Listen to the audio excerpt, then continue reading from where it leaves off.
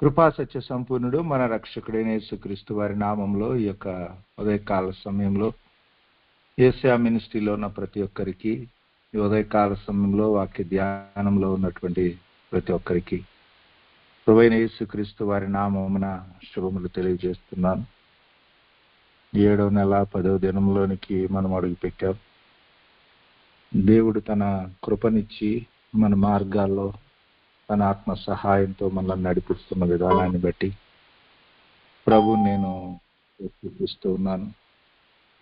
విశ్వాస జీవిత ప్రయాణంలో మనము వేసే ప్రతి అడుగును దేవుడు చూస్తూ ఉన్న దేవుడు గనుక మన యొక్క జీవిత గమనాల్లో ఆ విధంగా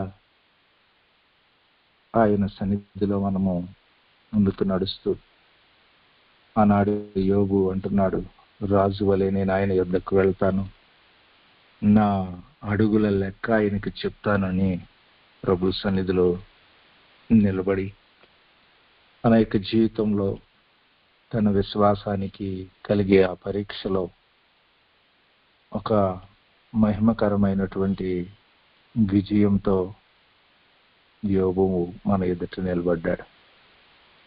అలాగే క్రొత్త నిబంధనలో మనము అట్టి విశ్వాస యాత్ర చేస్తున్నప్పుడు మన జీవితాలను దేవుడు ఎందుకు సిద్ధపరుస్తున్నాడు, మనకెందుకు మన విశ్వాసంలో అనేక రకాలైనటువంటి నానా విధములైన శ్రమలలో ఉండగా మనం వెళుతున్నాము. ఆ ప్రయాణంలో మనము ఏ విధమైనటువంటి ఏర్పాటుతో మనము దేవుని యొక్క సన్నిధిలో మనం ముందుకు అడుగులను వేయాలి అనేటువంటిది యాకోబు తన యొక్క పత్రికలో తెలియచేస్తాడు. యేసు ప్రభు వారి ద్వారా ఆయన తన యొక్క జీవితంలో ప్రభావితుడు కాకపోయినా, ఆయన ఉన్న దినాల్లో ఆయనను అంగీకరించకపోయినా, యేసు ప్రభు పునరుద్ధానుడైన తరువాత ఆయన ప్రత్యక్షత ద్వారా రక్షణలోనికి వచ్చి ఒక అద్భుతకరంగా ఆనాడు యెరూషలేము సంఘములో ఓ పెద్దగా ఉంటూ దేవుని ఉద్దేశాన్ని అద్భుతంగా తన పత్రికలో తెలియపరుస్తాడు. అయితే అంతకంటే శ్రేష్టంగా అపోస్తలుడైనటువంటి పౌలు హెబ్రీలకు రాసిన పత్రికలో తన యొక్క అనుభవం పరుస్తూ యేసుక్రీస్తు వారి యొక్క పరిచర్యను మాదిరిగా ఉంచి తన యొక్క జీవితంలో దేవుడు తనను నిలబెట్టుకున్నటువంటి ఏర్పాటును తెలియపరుస్తూ ఆయన ఇస్తున్నటువంటి ఒక సందేశాన్ని ధ్యానించబోతున్నాం. హెబ్రీ పత్రిక 7వ అధ్యాయము 24వ వచనాన్ని మనము చదువుకుందాం. ఆయన నిరంతరము ఉన్నవాడు గనుక మార్పు లేని యాజకత్వము కలిగిన వాడాయను. ఆమేన్. యేసుక్రీస్తు వారిని గురించి వ్రాయబడిన ఈ లేఖనము, చదవబడినటువంటి ఈ వాక్యము ప్రభు మనందరి జీవితాల్లో ఆయనకు మహిమకరంగా నెరవేర్చునుగాక. ఆమేన్. దేవుని మహిమగల మార్గంలో నడవటానికి సిద్ధపడినటువంటి మనము, అంటే ప్రభువైన యేసుక్రీస్తునందు విశ్వాసం ఉంచినటువంటి ప్రతి ఒక్క బిడ్డ, ప్రియ సహోదరి సహోదరులారా,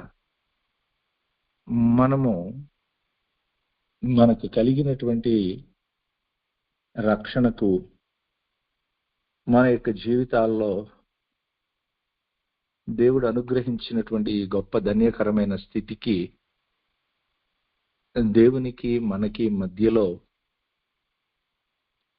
ఒక యాజకుడు ఉన్నాడని మనకు తెలుసు, ఒక మధ్యవర్తి ఉన్నాడని మనకు తెలుసు. ఆయన ప్రభు అయిన యేసు క్రీస్తు దేవుడు ఒక్కడే, దేవునికి నరులకు మధ్యవర్తి ఒక్కడే. ఆయన ప్రభు అయిన యేసు క్రీస్తు అని, మనుష్యుడు అని పౌలు తిమోతితో చెప్తున్న మాటను మనం తిమోతి పత్రికలో చూస్తాం. ఈనాడు దేవుణ్ణి సమాజం నమ్ముతుంది. అలాగే దేవుని యొద్దకు వెళ్ళటానికి దేవుడు అనుగ్రహించినటువంటి ఆ మార్గాన్ని ప్రజలు దేవుని ఉన్నతమైనటువంటి ఏర్పాటుని గ్రహించలేని స్థితిలో ఈనాడు సర్వ ప్రపంచంలో ఉన్నటువంటి మానవులు వారి యొక్క జీవితాల్లో అనేక రకాలైనటువంటి మార్గాలను ఏర్పాటు చేసుకుని వారి దేవుని కొరకు వెతుకులాడుతూ ఉన్నటువంటి పరిస్థితుల మధ్యలో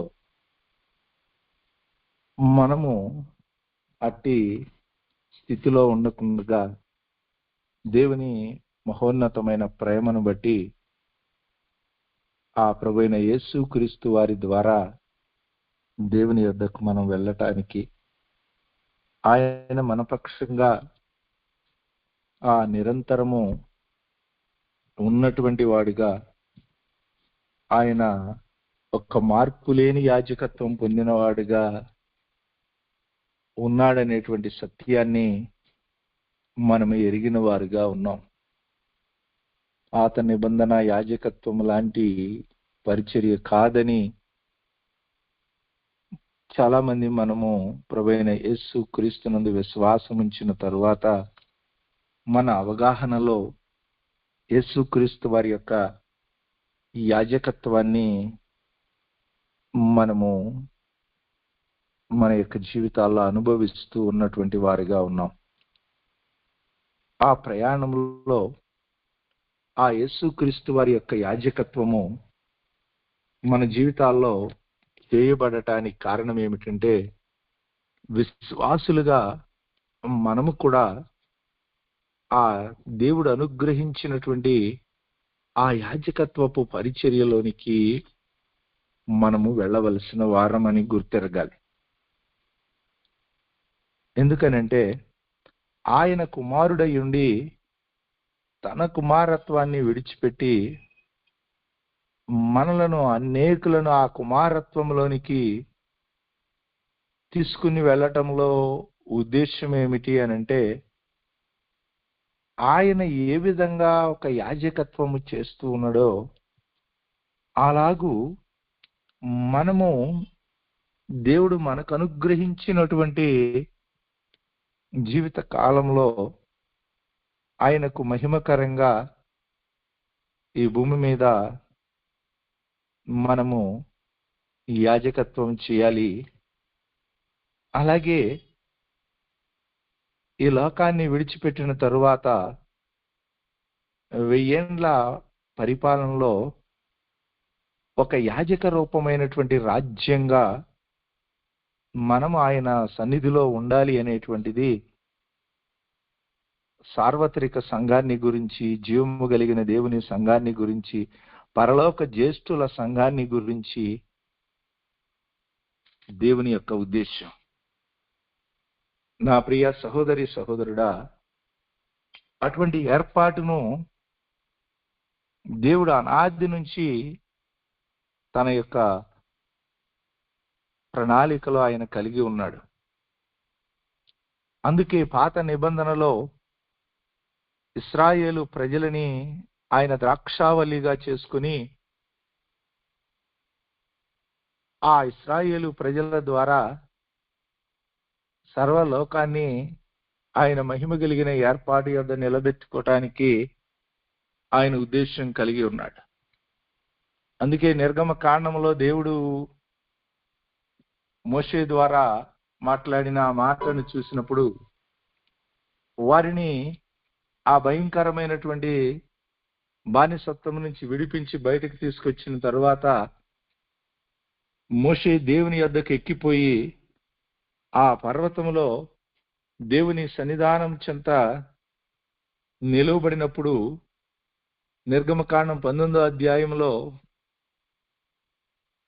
ఆయన సెలవిస్తూ, నేను ఈ ఐగుప్తీయుల చేతిలో నుంచి మిమ్మల్ని ఎలాగూ గద్దెరెక్కల మీద మోసి నా యొద్దకు మిమ్మలను ఎట్లు నేను చేర్చుకుంటున్నో మీరు చూశారు కదా. కాగా మీరు నా మాట శ్రద్ధగా విని నా నిబంధనను అనుసరించి నడిచిన ఎడల మీరు సమస్త దేశ జనములలో నాకు స్వకీయ సంపాద్యమగుదురు. సమస్త భూమి నాదే కదా. మీరు నాకు యాజక రూపమైన రాజ్యముగాను పరిశుద్ధమైన జనముగాను ఉందురని చెప్పుము.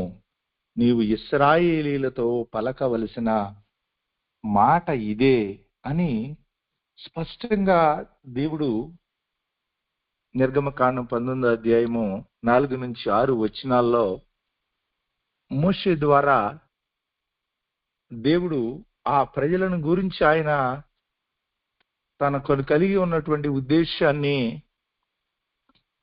ఆయన సెలవిచ్చాడు. అంటే అనాది కాలంలోనే దేవుడు వాళ్ళని ఒక యాజక రూపమైనటువంటి రాజ్యంగా ఆయన నిలబెట్టడానికి ఉద్దేశం కలిగి ఉన్నాడు. ఆ విధమైనటువంటి ప్రయాణంలో వారు ఒక యోగ్యకరమైనటువంటి అడుగులను వేస్తూ ఈ ప్రపంచంలో ఉన్న సర్వ మానవాళిని ఆయన మహిమ కలిగిన ఏర్పాటు యొద్దకు తీసుకురావలసిన ప్రజలుగా వాళ్ళు ఉండవలసిన వారైతే వారి యొక్క జీవితాల్లో ఆ సర్వభూమి నాదే కదా అని ఆయన సెలవిచ్చి వాళ్ళని ఆ యాజకత్వము చేస్తూ సమస్త లోక ప్రజలను ఆయన యొద్దకు నడిపించవలసినటువంటి వారు వాగ్దానాలు మాయి, దేవుడు మావాడు, ప్రవక్తలు మావారు, యాజకత్వం మాది, మందిరం మాది, ఆ విధంగా వారి వారి యొక్క జీవితాల్లో వారొక ఏరియాలో వారు లిమిట్ అయిపోయినప్పుడు దేవుడు తన మహాప్రేమను కనపరిచి యేసుక్రీస్తు వారిని ఈ లోకానికి పంపించి, ఇదిగో ద్రాక్షావల్లిని నేను, తీగలు మీరు, ఎవడు నా యందు నిలిచి ఉంటాడో నేను ఎవని యందు నిలిచి ఉంటానో వాడు బహుగా ఫలిస్తాడని యోహాను సువార్త 15వ అధ్యాయంలో ఆయన సెలవిచ్చిన మాట ఈ లోకంలో యేసుక్రీస్తు వారు దేవుని యందు విశ్వాసం ఉంచినటువంటి మనము ఆయనకు మహిమకరంగా ఒక యాజక రూపమైనటువంటి రాజ్యంగా ఉండటానికి దేవుడు మనను సిద్ధపరుస్తున్నాడు అనేటువంటి ఒక నిశ్చయతతో మనం అడుగులను వేయాలి. కేవలం ఈ లోకంలో జీవించటం వరకు, మన భౌతిక సంబంధమైన అవసరతల అక్కర్లు తీర్చబడటం కొరకు, లోకంలో మన చుట్టూ ఉన్న ప్రజలతో మనం పోల్చుకుని మన యొక్క దీనస్థితుల నుంచి మనం విడిపించబడి మనం ఒక నెమ్మది కలిగిన స్థితిలోనికి రావడానికో, ఈ లోకంలో జ్ఞానంతోనో, ఐశ్వర్యంతోనో, అధికారంతోనో, భౌతిక సంబంధంగా ఈ లోకంలో ఒక మహిమ కలిగిన స్థానంతోనో మనం నిలబడటం మాత్రమే కాదు, మన జీవితాలను ఆయనకు మహిమకరమైనటువంటి ఒక యాజకత్వాన్ని చేయటానికి దేవుడు మనలను ఆయన కనికరం చొప్పున ఆయన సన్నిధిలో నిలబెట్టుకున్నాడనేటువంటి ఒక ఏర్పాటు ఈ క్రొత్త నిబంధన సంఘముగా మనము గుర్తెరగాలి. అందుకు ప్రభువైన యేసుక్రీస్తు ఒక ఉన్నతమైన మాదిరిగా మన మధ్యలో ఉన్నాడు.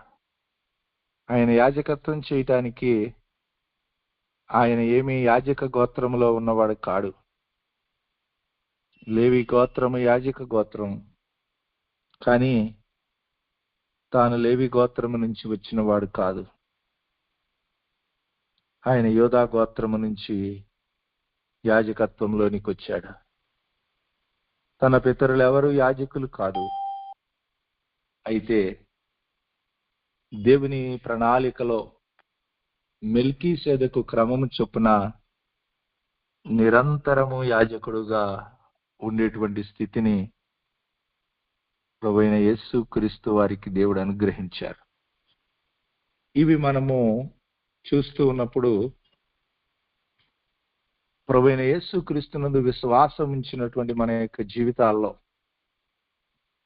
యోహాను రాసిన ప్రకటన గ్రంథంలో 1వ అధ్యాయం 6వ వచనంలో యోహాను చెప్తాడు, మనను ప్రేమించుచు తన రక్తము వలన మన పాపము నుండి మనను విడిపించిన వానికి మహిమా ప్రభావములు యుగయుగములు కలుగును గాక. ఆమేన్.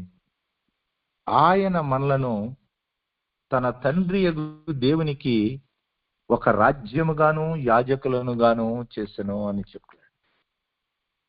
తన యొక్క జీవితంలో ప్రభువైన యేసు క్రీస్తు వారు పునరుద్ధానుడై ఈ లోకాన్ని విడిచిపెట్టి వెళ్ళిన తర్వాత ఆయన రొమ్మున ఆనుకున్నటువంటి శిష్యుడిగా పేతురు గారు అడిగితే, ఇదిగో ఒకవేళ నేను వచ్చే వరకు అతడు ఉండుట తండ్రి చిత్తమైతే నీకేం అభ్యంతరమని ఆ యొక్క సాక్ష్యం పొందినటువంటి వ్యక్తిగా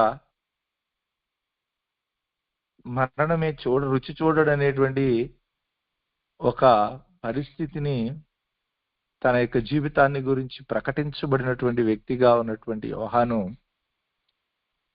తన యొక్క మార్గంలో ఆయనను వెంబడించటానికి, ఆయన ఉద్దేశం సంపూర్తి చేయటానికి నిలవబడినప్పుడు ఆ పద్మాసులో ఒంటరిగా మిగిలిపోయినటువంటి పరిస్థితిని మనం చూస్తాం. ఆ ప్రభు దినమందు ఆ ఆత్మవశుడై ఆయన సన్నిధానం చెంత నిలిచి ఆయన ఇస్తున్న సాక్ష్యమే ఈ ప్రకటన గ్రంథం. దేవుడిచ్చిన ఆ ప్రత్యక్షతను, దేవుని సన్నిధిలో నుంచి దేవుడు పంపిన ఆ సందేశాన్ని ఈ పరిశుద్ధ గ్రంథం అంతటికి, లేక ఈ ప్రపంచం అంతటికి దేవుడిస్తున్నటువంటి ఒక మహిమకరమైన ముగింపును తెలియచేయబడుతున్నటువంటి గ్రంథంగా మనకు తెలుసు. దాంట్లో ఆయన అంటాడు, మనలను తన తండ్రి యగు దేవునికి ఒక రాజ్యంగాను యాజకులను గాను మనలను చేశాడు అని చెప్తున్నాడు. మనము మన యొక్క జీవితాల్లో యుగాయుగముల నీతి రాజ్యంలో ఉంటామని, 1000 ఏండ్ల పరిపాలనలో ఉంటామని, ఆ యొక్క మహిమ కలిగిన దేవునితో కూడా మన జీవితము ఒక అద్భుతకరమైనటువంటి ప్రయాణమని, మరణానంతర జీవితాన్ని గురించి, యుగాయుగములు దేవునితో ఉండే ఏర్పాటును గురించి క్రైస్తవ జీవితానికి ఒక నిరీక్షణ ఉంది మనకి. అయితే ఆ నిరీక్షణను కలిగిన వారమై మనం ఈ లోకంలో మనకిచ్చిన జీవిత ప్రయాణంలో మనం చేయవలసిన ఒక ఉన్నతమైనటువంటి పని ఏమిటంటే, దేవుడు మనకు అనుగ్రహించినటువంటి ఒక యాజకత్వపు పరిచర్య. యేసు క్రీస్తు వారు ఏ విధంగా తన 30 సంవత్సరాలు తన యొక్క జీవిత ప్రయాణాన్ని తాను ఎదుర్కొన్నటువంటి ప్రతికూల పరిస్థితులను, తన యొక్క కుటుంబ జీవితంలోను, తన యొక్క జీవన ప్రయాణంలోను, తన ఎదుటిన్న బాధ్యతలు నిర్వర్తించే విషయంలోను ఏ విధంగా ఆయన ఒక పరిపూర్ణమైన మానవుడిగా, ఒక పరిశుద్ధుడైనటువంటి దేవుని కుమారుడిగా తనను తాను ఈ భూమి మీద కనపరుచుకున్నాడో ఆ విధంగా మనము మన యొక్క విశ్వాస జీవితంలో ఆ యేసుక్రీస్తు వారి యొక్క మాదిరిలో మనము ఆ యాజకత్వం చేయటానికి ప్రభు సన్నిధానం చెంత పిలువబడినటువంటి వారు. దానిని మనము గుర్తెరగటానికే యాకోబు అంటాడు, చీకట్లో నుండి ఆశ్చర్యకరమైన తన వెలుగులోనికి మనల్ని పిలిచిన వాని గుణాతిశయములను ప్రచురం చేయ నిమిత్తము ఏర్పరచబడిన వంశమును రాజులైన యాజక సమూహమును అని. ఎల్లసార్లు ఆ మాటని మనం సాధారణంగా తీసుకుంటాం, కానీ ఆ యాజకత్వమును మన యొక్క జీవితాల్లో మనం చేయటానికి మనం ఈ లోకంలో మనం ఎదుర్కొనే ప్రతికూల పరిస్థితుల్లో మన మార్గాల్లో మనకు ఎదురవుతున్నటువంటి శ్రమల్లో ఇబ్బందుల్లో ఆయనకు మహిమకరంగా మనం ఆయన సన్నిధానం చెంత మనం నిలబడేటువంటి ఏర్పాటే మొట్టమొదట మనం చేసేటువంటి ఆ యాజకత్వ పరిచర్యకు నాందిగా ఉంది. అదే పేతురు రాసిన మొదటి పత్రిక 2వ అధ్యాయం 5వ వచనంలో పేతురు గారు చెబుతున్న మాటని మనం చూస్తాం. యేసుక్రీస్తు ద్వారా దేవునికి అనుకూలములగు ఆత్మ సంబంధమైన బలులు అర్పించుటకు పరిశుద్ధ యాజకులనుగా ఉండుటకు మీరును సజీవమైన రాళ్ల వలె నుండి ఆత్మ సంబంధమైన మందిరముగా కట్టబడుచున్నారు అంట. క్రీస్తునందు ప్రియ సహోదరి సహోదరుడా, నీ యొక్క విశ్వాసానికి కలిగే పరీక్షల్లో దేవుని సన్నిధానము చెంత నీవు నానా విధములైనటువంటి శోధనలో పడేటువంటి మార్గంలో అవి మహానందముగా ఎంచుకొని నీవు నడిచేటువంటి ఏర్పాటు ఎలా సాధ్యపడుతుందంటే యేసు క్రీస్తు వారి ద్వారా దేవునికి అనుకూలమైనటువంటి ఆ ఆత్మ సంబంధమైనటువంటి బలులను మనము అర్పించి ప్రభు సన్నిధానం చెంత ఒక పరిశుద్ధ యాజకులుగా ప్రభు సన్నిధానం చెంత మనము ఆయన సన్నిధిలో నిలబెట్టుకుని మనం వేసేటువంటి అడుగులు. ఎందుకంటే మన ప్రధాన యాజకుడు కూడా అలాంటి ఆయనే. ఎబ్రీ పత్రిక 7:26లో మనం చూస్తాం, మనకు తెలుసు, పవిత్రుడు, నిర్దోషి, నిష్కల్మషుడు, పాపలలో చేరక ప్రత్యేకంగా ఉన్నవాడు, ఆకాశ మండలము కంటే మిక్కిలి హెచ్చైనటువంటి వాడు అయిన ఇట్టి ప్రధాన యాజకుడు మనకు సరిపోయినవాడు. మనము ప్రభువైన యేసుక్రీస్తు వారి యొక్క యాజకత్వాన్ని మన జీవితాల్లో పొందుతూ ఆయన నిరంతరము మన కొరకు తండ్రి ఎదుట తన రక్తపాత్రను చేతపట్టుకుని ఆయన యాజకత్వం చేస్తున్నాడు అనేటువంటి సత్యము మనం ఎరిగి ఉండి ఆయన సన్నిధికి వెళ్ళి మనం ప్రార్థిస్తూ ఉన్నప్పుడు మన యొక్క జీవితాల్లో మనలను మనము ఆయనకు మహిమకరంగా ఈ భూమి మీద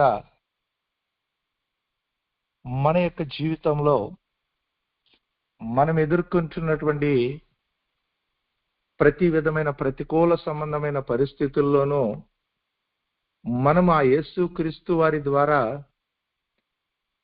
ఆ దేవునికి అనుకూలమైనటువంటి ఒక ఆత్మ సంబంధమైన బలులను అర్పించడం చేత మనం కూడా ఒక పరిశుద్ధ యాజకులుగా ఉండేటట్లుగా దేవుడు మనల్ని సిద్ధపరుస్తూ ఉన్నాడు.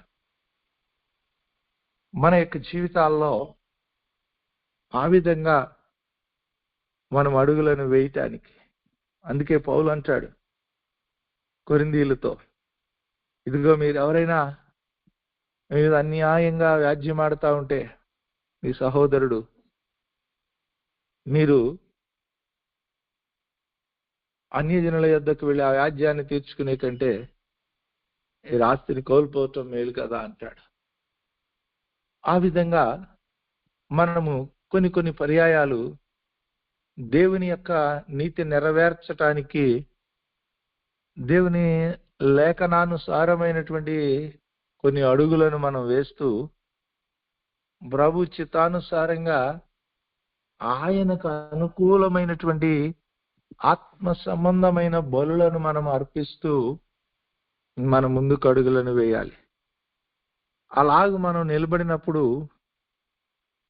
కొన్నిసార్లు మన భౌతికంగా మనకు కలిగిన రైట్స్ ని మనము, మన హక్కులను మనం కోల్పోయేటువంటి పరిస్థితులు ఉండొచ్చు.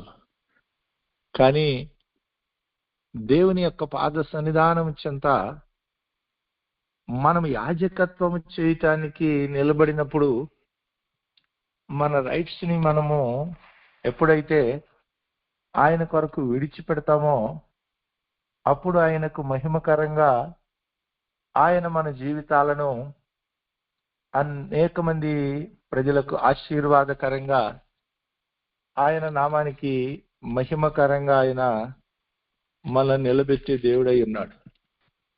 యెషయా గ్రంథం 61వ అధ్యాయంలో ఆయన సెలవిస్తున్నటువంటి ఆ మాటని మనము చూస్తాం. మనం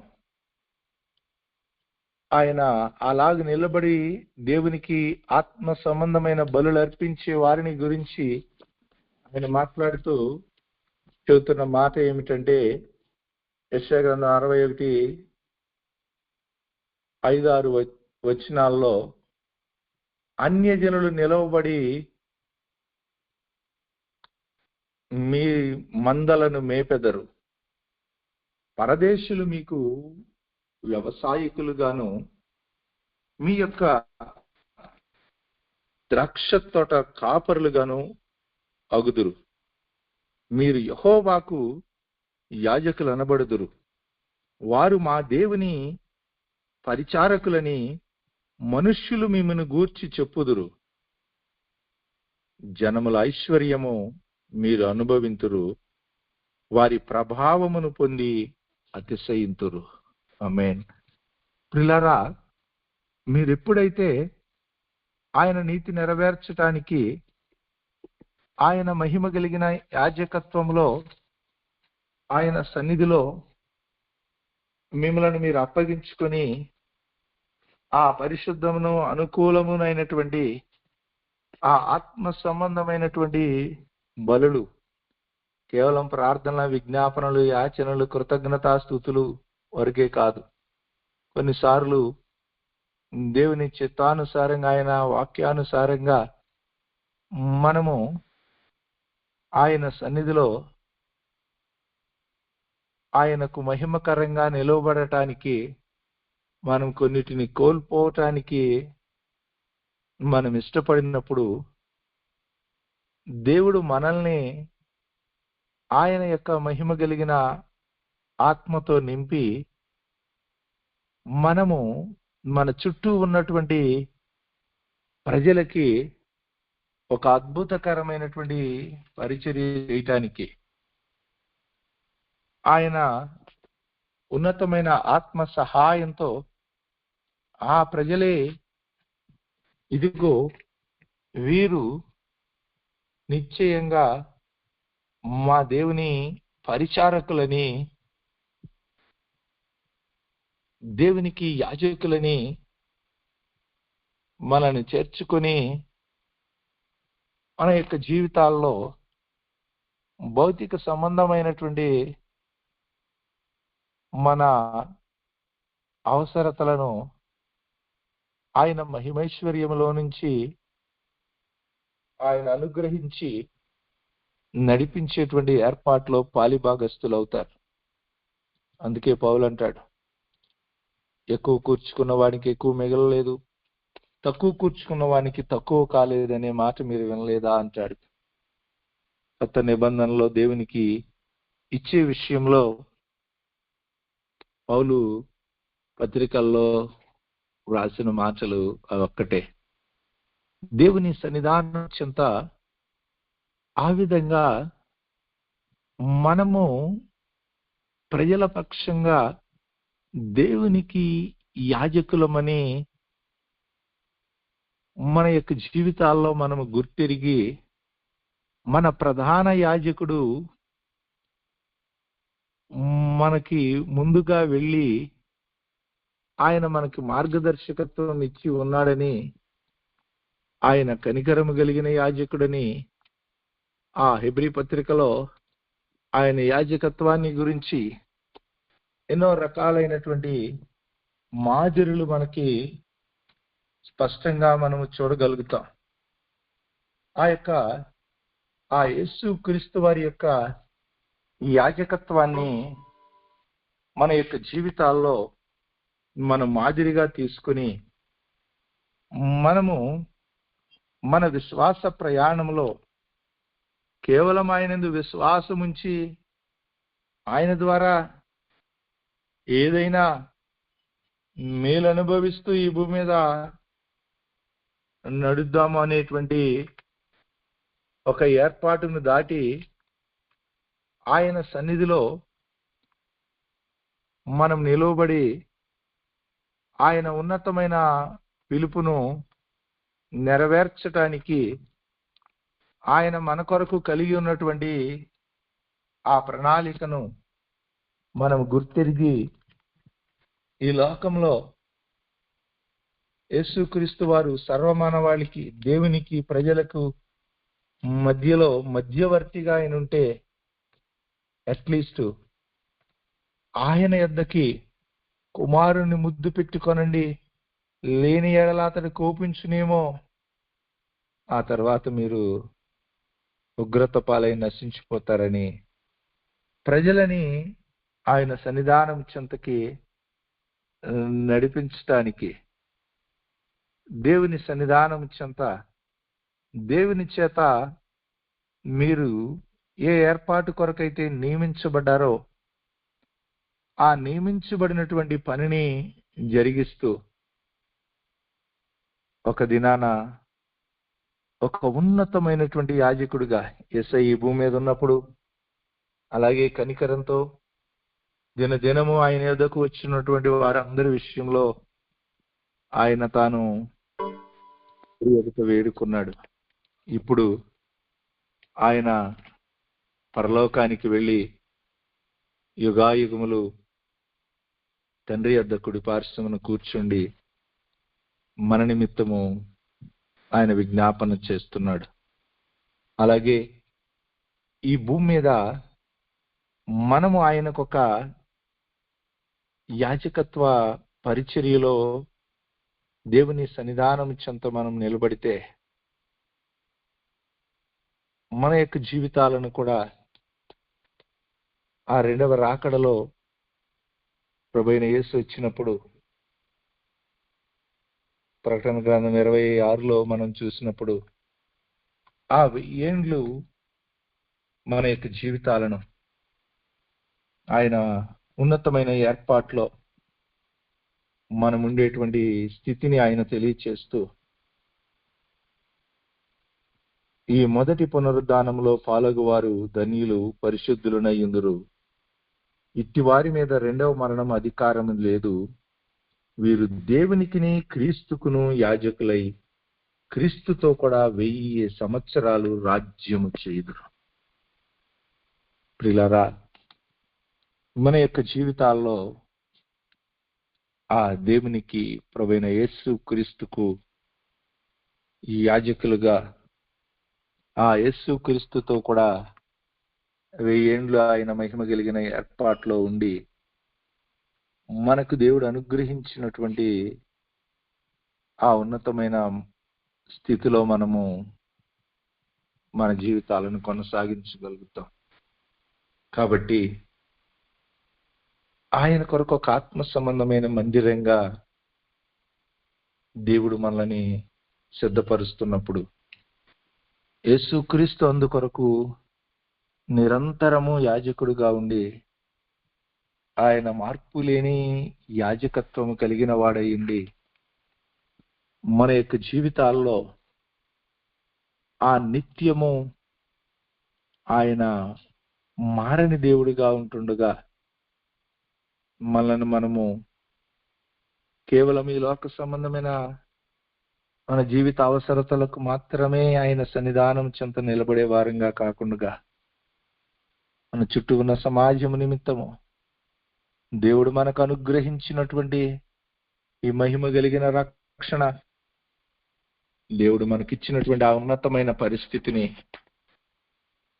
సమస్త మానవాళికి ఆయన ప్రత్యక్షపరచటానికి నిరంతరము ఎదురు చూస్తూ ఉండగా, ఆనాడు పాత నిబంధనలో ఇశ్రాయేలు జనాంగం ఎలాగూ కేవలం వారికి వరకే ఆ దేవుణ్ణి పరిమితం చేసుకుని ఆ వాగ్దానాలను, ఆ నిబంధనలను, అర్చనాచారాదులను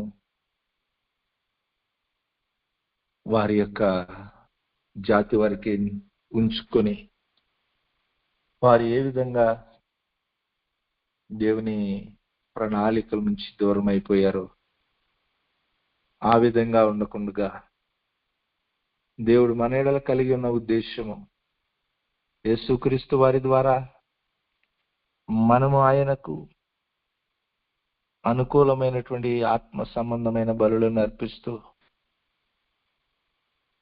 ఆయన సన్నిధిలో ఒక నిరంతరము యాజకత్వాన్ని జరిగిస్తూ మనకు దేవుడు అనుగ్రహించినటువంటి రక్షణను భయంతో వణుకుతో కొనసాగిస్తూ మన విశ్వాసానికి కలిగే పరీక్ష, మనకెదురయ్యేటువంటి నానా విధములైనటువంటి శోధనలను మనం అధిగమించి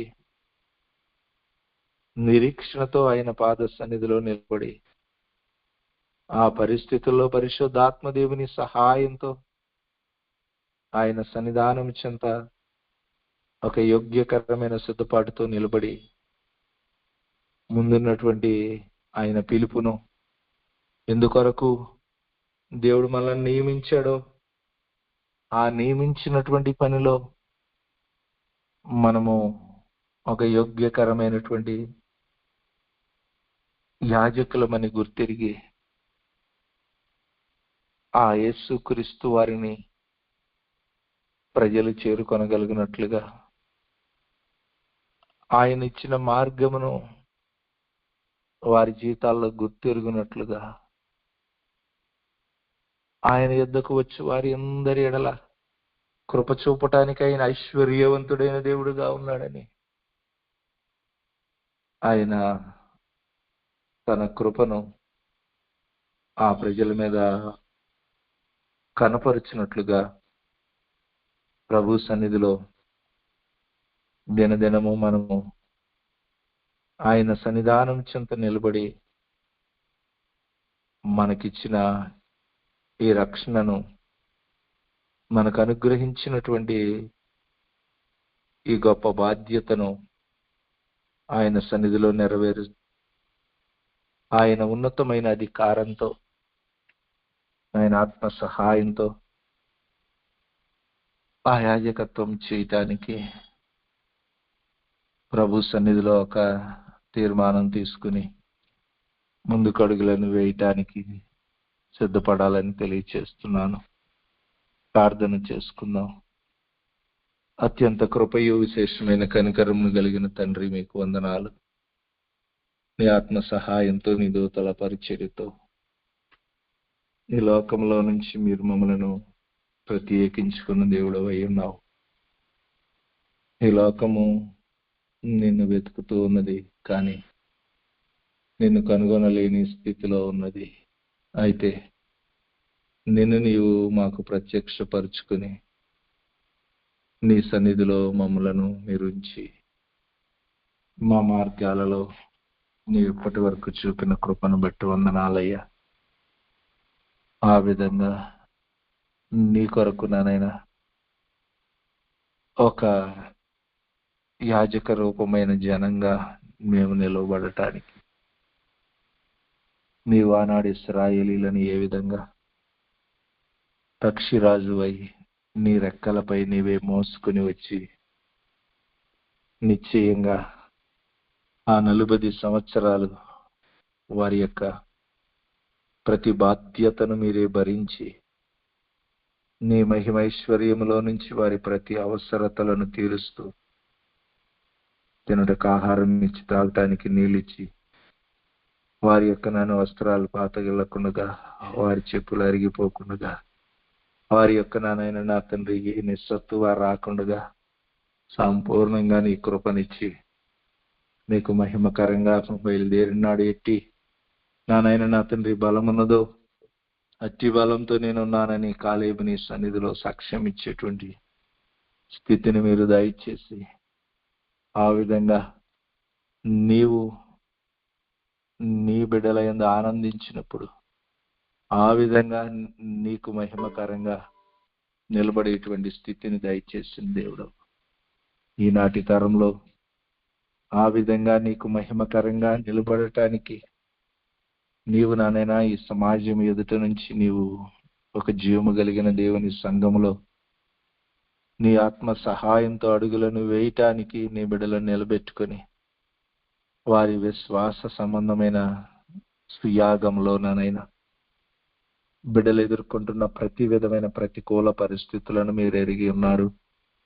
నిశ్చయంగా ఆ ప్రతికూల సంబంధమైన పరిస్థితులన్నిటిలోనూ నీవే నీ ఆత్మ సహాయంతో ఒక యోగ్యకరమైనటువంటి విధంగా ఆత్మ సంబంధమైనటువంటి బలులు అర్పించగలగటానికి పరిశుద్ధాత్మ దేవుడా నీ యొక్క ఆత్మ సహాయంతో ప్రతి బిడ్డను నడిపించండి తండ్రి. ఆత్మానుసారంగా ప్రవర్తించండి, అప్పుడు మీరు శరీరేచ్ఛ నెరవేర్చకునలేరని మీరు సెలవిస్తున్నారు. అలాగే నానైనా శరీరము ఆత్మ శరీరానికి విరోధంగా అపేక్షిస్తుందని నిశ్చయంగా నానైనా మీరు ఆత్మ నియమము చొప్పున శరీర నియమాన్ని పాప నియమాన్ని నానైనా నా తండ్రి జయించి ముందుకు నడవమని మీరు సెలవిస్తున్నారు.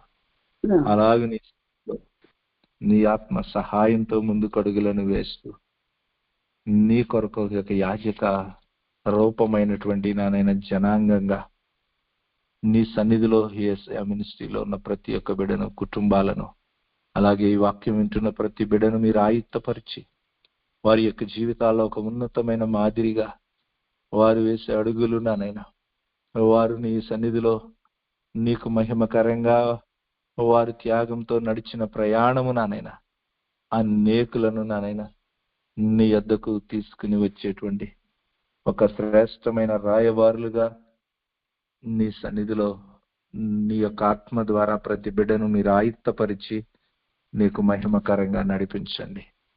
మహిమ ఘనత ప్రభావములు మీరే తెచ్చుకోనండి.